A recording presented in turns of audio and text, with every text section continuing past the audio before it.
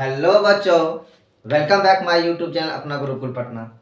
उम्मीद करते हैं बच्चों आप लोग अपने एग्जाम्स की तैयारियों में व्यस्त होंगे क्योंकि आप लोग का एग्ज़ाम बहुत ही नज़दीक है। आज बच्चों इस वीडियो में जो है कि मैं क्लास 10th के जो है कि जो linear equation in two variables होता है उसके बारे में जो है कि चर्चा करने वाले हैं और आप लोग को जो है कि क्या अच्छी तरह से उसको हम बताने वाले हैं। तो बच्चों देखते हैं इस तरह इसमें linear equation in two variables में दो तरह के क्वेश्चंस होते हैं। एक तो जो है कि क्या डायरेक्ट इक्वेशन दिया रहेगा और उसके कंडीशन के आधार पर क्वेश्चंस पूछा जाएगा और दूसरा लैंग्वेज वाला क्वेश्चंस होता है बच्चों।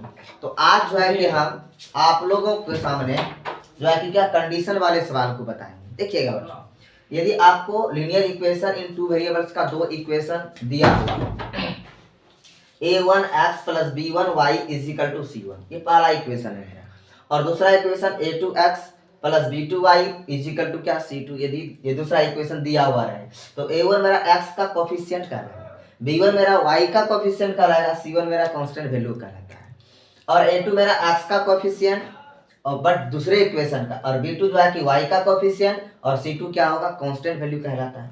तो इसमें देखिए बच्चों आप लोग से जो है कि हल और दोनों जो है कि इक्वेशन के जो है कि क्या नेचर के बारे में क्वेश्चन पूछता है।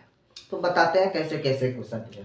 यदि आपको जो है कि क्या आपको देखना है, ये तीन ही कंडीशन होता है, तीन ही कंडीशन पे क्वेश्चन पूछा जाता है। देखिए आपको ये देखना है कि x के कोफिशिएंट का रेशियो और y के कोफिशिएंट का रेशियो, कहने का मतलब a1/a2 और बटे b1/b2 यदि आपस में इक्वल नहीं हो तो ये इसका जो हल होता है अद्वितीय। अद्वितीय का मतलब बच्चों केवल एक हल होता है, दो नहीं होगा। और नेचर क्या होगा प्रतिच्छेदी। कहने का मतलब क्या हुआ, इस तरह के दो इक्वेशन यदि हो जाए जिसका a1 और बाय a2 और b1/b2 आपस में इक्वल नहीं होता है तो उसका जो इक्वेशन हम निकालते हैं ग्राफ, जब ग्राफ में इक्वेशन जब इक्वेशन का ग्राफ फाइंड करते हैं दोनों एक दूसरे को क्या काटता हुआ दिखेगा, इसलिए इसकी प्रकृति क्या हो गया प्रतिच्छेदी। दूसरा यदि इसका देखिए a1 x का कोफिशिएंट का रेशियो और y का कोफिशिएंट का रेशियो और कांस्टेंट का रेशियो यदि ये दोनों इक्वल हो जाए और ये क्या होगा इक्वल नहीं हो तो इस कंडीशन में हल क्या होता, कोई हल नहीं, एक भी हल नहीं होता है बच्चों। और उसके बाद प्रकृति कैसी होती, समांतर। कहने का मतलब क्या हुआ, जब इस तरह के जो है कि इक्वेशन का यदि हम ग्राफ ड्रॉ करते हैं बच्चों तो उसका ग्राफ कैसा आता है बताइए, एकदम पैरेलल आएगा, एक दूसरे को कट नहीं करेगा। और जब कट नहीं करेगा तो हम जो है कि x और y के जो है कि वैल्यू को बता नहीं पाएंगे, और जब नहीं बता पाएंगे उसका कोई हल नहीं होगा बच्चों। तो दूसरा कंडीशन। तीसरा कंडीशन क्या होता है बच्चों कि यदि तीनों यानी x का कोफिशिएंट का रेशियो, y के कोफिशिएंट का रेशियो और कांस्टेंट वैल्यू के कोफिशिएंट का कांस्टेंट वैल्यू का रेशियो तीनों इक्वल हो जाए तो क्या हो जाएगा, इसका हल अनंत हो जाएगा, इनफाइनाइट हल होगा।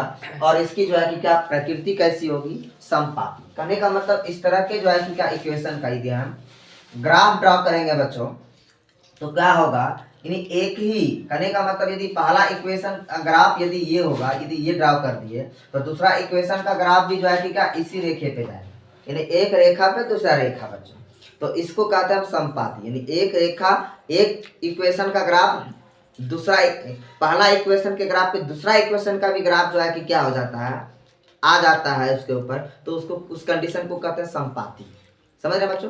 तो देखिएगा क्वेश्चंस आपसे कैसे पूछा जाता है। ऑब्जेक्टिव क्वेश्चन देखना है आपको। यदि बोला आपसे बोला जाएगा निम्नलिखित में से जो है कि अद्वितीय हल का कंडीशन कौन सा है, तो ये दिया हुआ रहेगा। तो इस तरह के कंडीशन में आपको टिक करना, a1/a2 is not equal to b1/b2।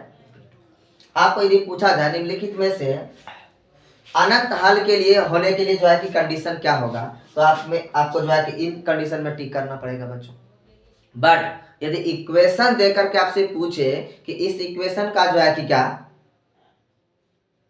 हल कितना होगा और प्रकृति कैसी होगी, तो देखिए फाइंड करने का तरीका आपको हम बताते हैं। तो मान लिया जो है कि क्या आपको एक इक्वेशन दिया हुआ है, पहला equation 2x plus 3y is equal to क्या 4 दिया हुआ है, फर्स्ट इक्वेशन। तो बताइए फर्स्ट इक्वेशन में ये मेरा a1 का वैल्यू होगा ना, ये मेरा b1 कहलाएगा ना, इसको हम c1 कहेंगे ना बच्चों। उसके बाद देखिए दूसरा इक्वेशन, ये 3x प्लस जो है कि क्या 7y और इज इक्वल टू जो है कि क्या 4 दे दिया जाए आपको, ये सेकंड इक्वेशन। तो मेरा ये a2 होगा ना, ये मेरा क्या होगा B2 होगा ना, ये मेरा क्या होगा C2 होगा ना बच्चों। तो हमको देखना है इसकी जो है कि क्या एक्स और वाई के कोफिशिएंट का रेशियो निकाल के देखना है। तो क्या निकालना है रेशियो, कैसे निकालेंगे, A1/A2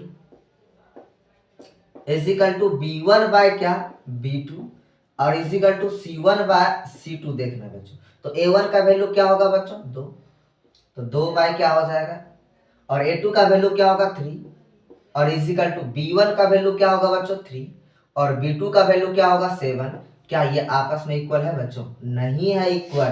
तो यदि नहीं इक्वल है तो हम क्या कहेंगे कि ये दोनों जो इक्वेशन है इसकी हल क्या होगी, अद्वितीय होगी। यदि आप फाइंड करते हैं यानी किसी भी तरह से x और y का वैल्यू निकालना चाहते हैं तो x का 1 वैल्यू एक ही वैल्यू निकलेगा और y का भी एक वैल्यू निकलेगा। और जब इस तरह के कंडीशन होते हैं बच्चों तो हम उसको क्या कहते हैं, उसके नेचर को क्या कहते हैं, प्रतिच्छेदी, यानी आपस में एक दूसरे को क्या करेंगे, कट करेंगे बच्चों। तो इसी तरह से कोई भी इक्वेशन दे करके आपसे हलों की संख्या और उसकी नेचर को पूछेगा तो आप बता सकते हैं बच्चों, क्योंकि आपको हम इन चीज़ों का जुगाड़ बता दिए बच्चों। तो बच्चों यदि आपको ये वीडियो बहुत अच्छा लगे तो आप हमारे वीडियो को लाइक करें, हमारे वीडियो को शेयर करें और अपने भाइयों और दोस्तों तक जो है कि इस वीडियो को पहुंचाएं। थैंक यू बच्चों, फिर मिलते हैं अगले वीडियो में। Bye bye.